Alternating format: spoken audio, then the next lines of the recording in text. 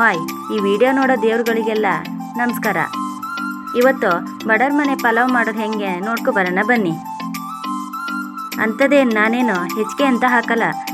Carrot, ಈರುಳ್ಳಿ, tomato, ಆಲೂಗಡ್ಡೆ, ಮೂಲಂಗಿ, ಬೇಕಾದರೆ ನಿಮಗಿಷ್ಟ ತರಕಾರಿ ನೀವು ಹಾಕ್ಕೋಬೋದು. ಮತ್ತು ಪಲಾವ್ ಎಲೆ, ಶುಂಠಿ, ಬೆಳ್ಳುಳ್ಳಿ, ಚಕ್ಕೆ, ಕಾಳುಮೆಣಸು ಇಷ್ಟೇ ಹಾಕೋದು. ಆಮೇಲೆ ಸ್ವಲ್ಪ ಬಟಾಣಿ ನೆನೆಸಿಟ್ಕೊಂಡ್ರೆ ಸೈ.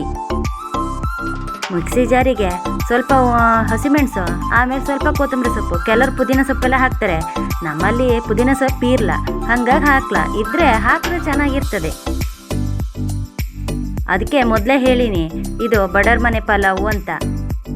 ಐಟಮ್ ಇಲ್ಲ ಅಂದರೆ ಸ್ವಲ್ಪ ಸುಧಾರಿಸ್ಕೋಬೇಕು. ಒಂದು ಕುಕ್ಕರ್ ಇಟ್ಟು ಅದಕ್ಕೆ ಸ್ವಲ್ಪ ಎಣ್ಣೆ ಹಾಕೋದು. ನಾವು ಎಣ್ಣೆ ಎಲ್ಲ ಸ್ವಲ್ಪ ಜಾಸ್ತಿ ಬಳಸಲ್ಲ, ಆದರೂ ಇದಕ್ಕೊಂಚೂರು ಜಾಸ್ತಿನೇ ಬಿತ್ತು ಅಂತ ಅನ್ನಿಸ್ತಾ. ಆಮೇಲೆ 1 ಲೀಟ್ರ್ ಎಣ್ಣೆ ಪ್ಯಾಕೆಟು ನಮಗೆ 1 ತಿಂಗಳು ಬರಲೇಬೇಕು.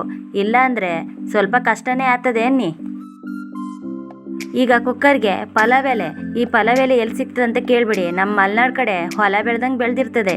ಆಮೇಲೆ ಚಕ್ಕೆ, ಲವಂಗ, ಏಲಕ್ಕಿ ಎಲ್ಲ ಇದ್ರ ಜೊತೆ ಹಾಕದೆ. ಬೆಳ್ಳುಳ್ಳಿನೂ ಇದ್ರ ಜೊತೆನೇ ಹಾಕಬೇಕು. ಆದರೆ ಇಡೀ ಬೆಳ್ಳುಳ್ಳಿ ಆಗಿರೋದ್ರಿಂದ ಎಣ್ಣೆ ಎಲ್ಲ ಬಿಸಿಯಾಗಿ ಇದು ಹೊಟ್ಟಾರ್ತದೆ. ಮುಖ ಸ್ವಲ್ಪ ದೂರ ಇಟ್ಕೊಂಡ್ರೆ ನಿಮಗೆ ಒಳ್ಳೆಯದು. ಇದ್ರ ಜೊತೆ ಶುಂಠಿನ ಸ್ವಲ್ಪ ತೊಳೆದು ಹಾಕಬೇಕು. ನೀರಿರೋದ್ರಿಂದ ಅದು ಸ್ವಲ್ಪ ಸಿಡಿತದೆ. ಆಮೇಲೆ ಮತ್ತೆ ಕಡಿಗೆಲ್ಲ ಹೇಳಲ್ಲ ಇವರು ಅಂತ ಹೇಳಬೇಡಿ. ಮುಖ ಸ್ವಲ್ಪ ದೂರನೇ ಇಟ್ಕೊಳ್ಳಿ. ಚೆನ್ನಾಗಿ ತಿರ್ಸಿದ್ರೆ ಸ್ವಲ್ಪ ಕೆಂಪು ಆದರೆ ಸೈ. ಅಷ್ಟೊತ್ತಿಗಾಗಲೇ ಬೆಳ್ಳುಳ್ಳಿ ಇಡೀ ಹಾಕಿರೋದ್ರಿಂದ ಅವು ಎಲ್ಲ ಹೊಟಾರಕ್ಕೆ ಶುರು ಆಗ್ತವೆ. ಆವಾಗಲೇ ನಾವೊಂದು ಸ್ವಲ್ಪ ಜೋಪಾನವಾಗಿ ಇರಬೇಕು. ಹಾಗೆ ಎಣ್ಣೆ ಕತೆ ಹೇಳಿದ್ನಲ್ಲ, ಯಾಕಂದರೆ ನಾವು ಚಟ್ಟೆ ಸೊಪ್ಪು, ಕಾಕಿ ಸೊಪ್ಪು, ಸುಳ್ಳಿ ಕುಡಿ, ಆಮೇಲೆ ಕೆಸ್ಸು ಸೊಪ್ಪು ಇದ್ರ ಮೇಲೆ ಬಿದ್ದಿರ್ತೀವಿ ಕಣ್ರಿ. ಹಾಗಾಗಿ ಸ್ವಲ್ಪ ನಮಗೆ ಎಣ್ಣೆ ಕಮ್ಮಿನೇ ಬೀಳೋದು. ಆಗಲೇ ಹೆಚ್ಚಿಟ್ಕೊಂಡು ಈರುಳ್ಳಿನ ಹಾಕ್ಕೋಬೇಕು. ಹಾಕ್ಕೊಂಡು ಕೆಂಪಗೆ ಹಾಕೋ ತನಕ ತಿರ್ಸ್ಬೇಕು. ಈರುಳ್ಳಿ ತಿರ್ಸಾಗ್ನೆ 1/4 ಸ್ಪೂನ್ ಉಪ್ಪು ಹಾಕಬೇಕು. ಯಾಕೊತ್ತಾ, ಈರುಳ್ಳಿ ಬೇಗ ಬೇಯ್ತದೆ ಅಂತ ನನ್ನ ಅಮ್ಮ ಯಾವಾಗಲೂ ಹೇಳೋಳು. ನಾನು ಬೇರೆಯವ್ರದ್ದೆಲ್ಲ ವಿಡಿಯೋ ನೋಡ್ತಾ ಪಲಾವ್ ಮಾಡಾಗ ಅಥವಾ ಬೇರೆ ಯಾವ್ದಾರು ಪದಾರ್ಥ ಮಾಡಾಗ ತರಕಾರಿಗಳನ್ನು ಬೇರೆ ಬೇರೆ ಕಪ್ಪಿಗೆ ಎಂತಕಾರ ಹಾಕಿ ತೋರಿಸ್ತಾರೆ ಕಣ್ರಿ. ಅಂದರೆ ಕ್ಯಾರೆಟ್ 1 ಕಪ್ಪಲ್ಲಿ, ಬೀನ್ಸ್ 1 ಕಪ್ಪಲ್ಲಿ, ಮೂಲಂಗಿ 1 ಕಪ್ಪಲ್ಲಿ, ಹೀಗೆ ಬೇರೆ ಬೇರೆ ಆ ಥರ ಎಲ್ಲ ಫೆಸಿಲಿಟೀಸು ನಮ್ಮ ಹತ್ರ ಇಲ್ಲ. ಇಲ್ಲ ಅನ್ನೋಕ್ಕೆ ಹೆಚ್ಚಾಗಿ ಏನು ಮಾಡೋಣ, ಆ ಥರ ಅಷ್ಟು ಪುರ್ಸೋತು ಇಲ್ಲ ನನಗೆ. ಮನೆ ಕೆಲಸ, ಕೊಟ್ಟಿಗೆ ಕೆಲಸ ಅಂತಲೇ ಸರಿಯಾಗುತ್ತೆ. ಹಾಗಾಗಿ ಹೇಳಿದೆ. ಹಾಗೆ ನಿನ್ನೆನೆ ನೆನೆಸಿಟ್ಕೊಂಡಿದ್ದೆ ಬಟಾಣಿನ, ಅದನ್ನು ಹಾಕಿದೆ.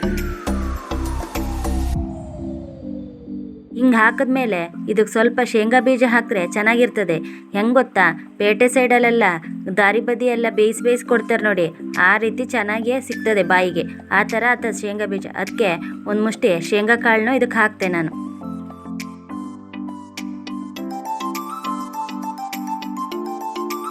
ಹಾಗೆ ಒಂದು ಸ್ವಲ್ಪ ಅರಿಶಿನ ಪುಡಿನ ಹಾಕಿ ತಿರ್ಸ್ಬೇಕು ಮಾತ್ರ.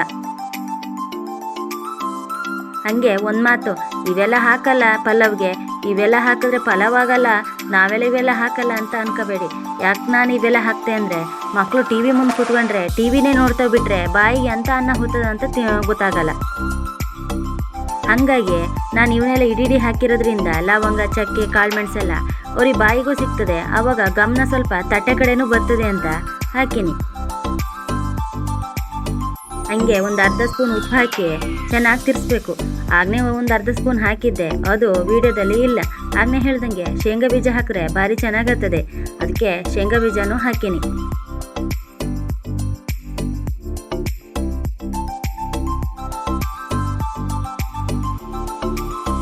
ಹಿಂಗೆಲ್ಲ ಹಾಕಿ ಕೆಂಪು ಹುರಿದಾದ್ಮೇಲೆ ಆಗಲೇ ಹಸಿಮೆಣಸು ಮತ್ತು ಕೊತ್ತಂಬರಿ ಸೊಪ್ಪು ರುಬ್ಬಿದ್ನ ಇದಕ್ಕೆ ಹಾಕಬೇಕು. ಹಾಕಿದ್ದೆ ತಡ ನೋಡಿ, ಫೋನ್ ಯಾವುದು ಕುಕ್ಕರ್ ಯಾವುದು ಅಂತ ಗೊತ್ತೇ ಆಗಲ್ಲ. ಅದ್ರ ಹೊಗೆ ಸೀದಾ ಫೋನಿಗೆ ಬಂತು ಕಣ್ರಿ. ಆಗಲಿ ಈಗ ಅವನ್ನೆಲ್ಲ ಹಾಕಿ ತಿರ್ಸಿದ್ಮೇಲೆ ಒಂಚೂರು ಫ್ರೈ ಮಾಡಬೇಕು. ಹಂಗೆ ಒಂಚೂರು ಎಣ್ಣೆ ಬಿಟ್ಟರೆ ಒಳ್ಳೆಯದು ಅಂತ. ಹಸಿ ವಾಸನೆ ಎಲ್ಲ ಹೋದರೆ ಚೆನ್ನಾಗೇ ಆತತೆ.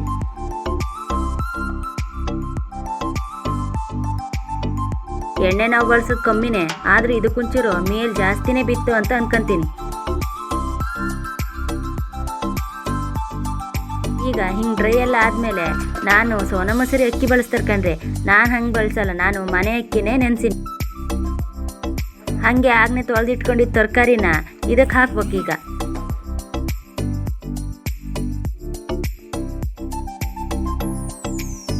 ಎಲ್ಲ ಸ್ಟೀಮ್ ರೈಸು, ಆ ರೈಸು ಈ ರೈಸು ಅಂತ ಬಳಸ್ತಾರೆ.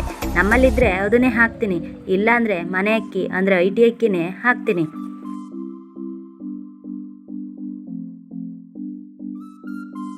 ತರಕಾರಿ ಎಲ್ಲ ಹಾಕಿದ್ಮೇಲೆ ಅದಕ್ಕೊಂದು ಸ್ವಲ್ಪ ಉಪ್ಪೆಲ್ಲ ಹಾಕಿ ಆಮೇಲೆ ಟಮಾಟೆ ಹಣ್ಣನ್ನು ಈಗನೇ ಹಾಕ್ತೀನಿ. ಕೆಲವರು ಟಮಾಟೆ ಹಣ್ಣನ್ನು ಲಾಸ್ಟಿಗೆ ಹಾಕ್ತಾರೆ, ಆದರೆ ನಮ್ಮನೆ ಹುಡುಗರು ಟಮಾಟೆ ಹಣ್ಣು ಬಾಯಿ ಸಿಕ್ಕಿದ್ರೆ ಟಮಾಟೆ ಹಣ್ಣನ್ನೇ ಬೇರೆ ಎತ್ತಕ್ಕೆ ಶುರು ಮಾಡ್ತವೆ. ಅದಕ್ಕೆ ಈಗನೇ ಹಾಕಿದ್ರೆ ಕರ್ಗಿ ಬೇಯ್ತದೆ ಅಂತ ಹಾಕಿನಿ.